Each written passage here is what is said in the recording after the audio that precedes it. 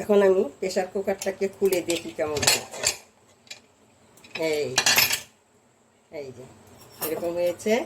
এঁচড়গুলো দিয়েছি, এঁচড়গুলো না উপরে উঠে আছে। আর এর মধ্যে আমি আবার একটু ঘি দিয়ে দিলাম।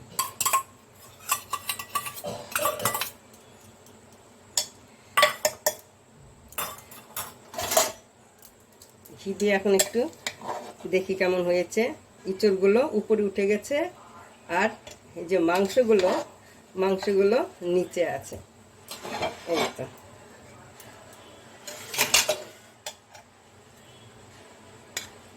এই যে দেখো কি সুন্দর হয়েছে। তোমরাও করবে এভাবে, আমি যেভাবে করেছি। এই যে দেখো, এই যে মাংস, এটা মাংস না, এটা হলো এঁচড় আর মাংস প্রায় একই রকম মনে হচ্ছে। এই যে মাংসগুলো সব নিচে।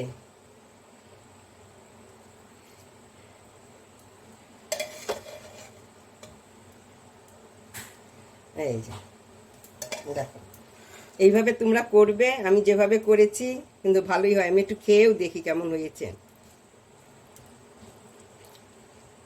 ভালোই হয়েছে, তোমরা করে খেয়ে দেখবে। ঝালে নুনে একদম ঠিকঠাক। আর ভাতটাও দেখো ভালো হয়েছে। দেখেছো আমি যেভাবে আগে থেকে না একটু, আমি 2 ঘন্টা ভিজিয়ে রেখেছিলাম চালটা, তারপর আবার ঘি দিয়ে মেখে দিয়ে দিলাম। 5-7 মিনিট ছিল, এই জন্য বোধহয় ভাতটাকে ঝরঝরা হয়েছে। এই যে মসুর ডালগুলো আমি আছে এটাতে ধুয়ে নেব। মসুর ডালটাকে আমি এখন কড়াইয়ে তেল দিচ্ছি। অল্প তেলই দেব। দিয়ে আমি কি করব,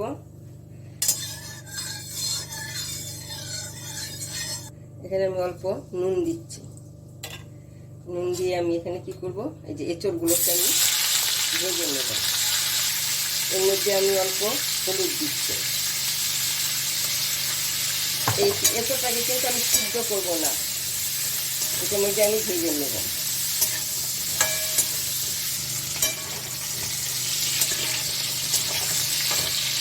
হয়ে গেছে ভাজা, আর আমি ভাজবো না, নামিয়ে নিচ্ছি।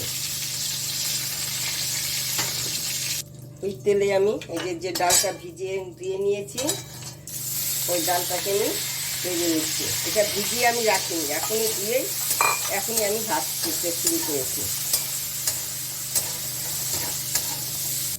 আমার ডালটা ভাজা হয়ে গেছে, কারণ এই যে অল্প কালারটা পরিবর্তন হয়ে গেছে। এখন আমি এটাকেও নামিয়ে নিচ্ছি।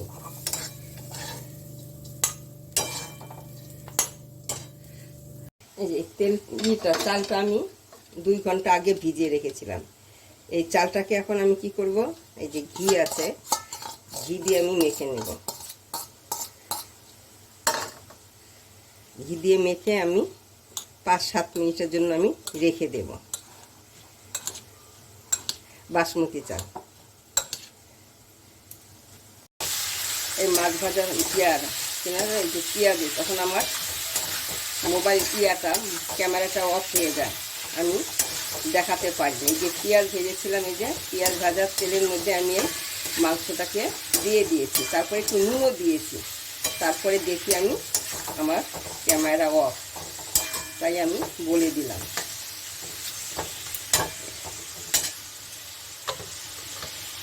এখন এখানে আমি জল দিচ্ছি।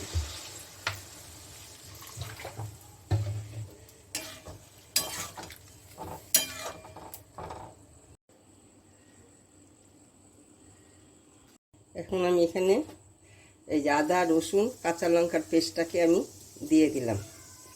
তারপরে আমি কি করছি, এখানে এই যে পরিমাণ মতো অল্প হলুদ দিয়েছি, অল্পই হলুদ দেব। আর দিচ্ছি আমি এখানে এই যে একটু ঝাল লঙ্কার গুঁড়ো। তোমরা কাশ্মীরি লঙ্কার গুঁড়ো থাকলে তোমরা কাশ্মীরি লঙ্কার গুঁড়ো দিবে। আমার কাছে আজকে কাশ্মীরি লঙ্কার গুঁড়ো ছিল না, তাই আমি ঝাল লঙ্কার গুঁড়োটাই আমি দিয়ে দিয়েছি। আর দিচ্ছি এখানে আমি অল্প বিরিয়ানি মশলা।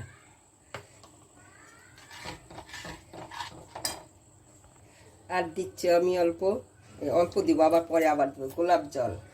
এখানে দিচ্ছি কেওড়া জল, আবার দেব বলে আমি এখন এখানে অল্পই দিয়েছি।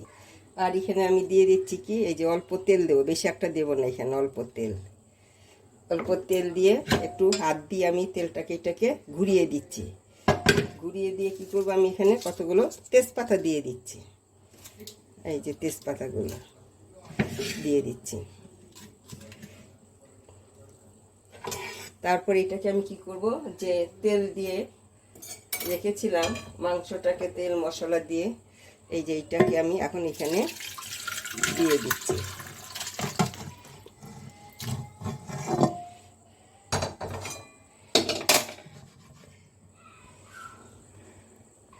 আমি এখানে দই দিয়ে দিচ্ছি, এই 1-1.5 মতন দই হবে, দই দিয়ে দিলাম। দই দেওয়ার পরে আমি কি করব, এই যে এঁচোড়টা ভেজে রেখেছিলাম, এই এঁচোড়টাকে দিয়ে দিলাম। যতটা চাল তার ডবল উপরে জল আমি দিয়েছি। এখন এখানে কি করছি, এই যে ডালটা যে ভেজে রেখেছিলাম, এই ডালটাকে আমি এখানে দিয়ে দিচ্ছি।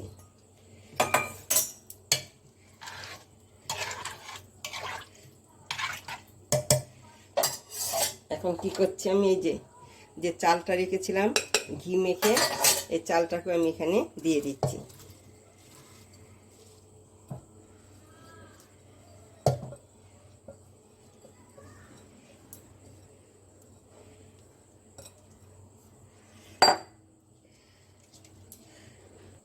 আমার কাছে খোয়া ক্ষীর নেই, খোয়া ক্ষীর থাকলে খোয়া ক্ষীর দিতাম, ওই জন্য আমি কী করলাম, এই যে আমুল স্প্রের পাউডার দুধটাকে আমি দিয়ে দিচ্ছি।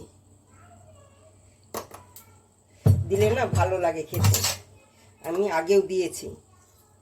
এই যে এখন আমি দিয়ে দিচ্ছি আলু পকোড়া। আর কি দিব, পরিমাণ মতন আমি যেটা দেওয়া সেটা দেইনি, অল্প অল্প দিয়েছি ওইগুলো ভাজার সময়। এখন আমি আর একটু নুন দিয়ে দিলাম। নুন দিয়ে আমি সবগুলোকে একটু নাড়িয়ে দিচ্ছি।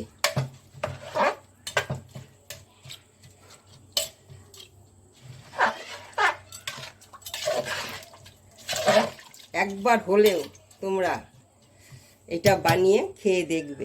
এখন এখানে আমি আবার অল্প এই যে কেওড়া জল দিচ্ছি। আবার কি দিব, এবার গোলাপ জলটাও আবার অল্প দেব। গোলাপ জল দিলাম।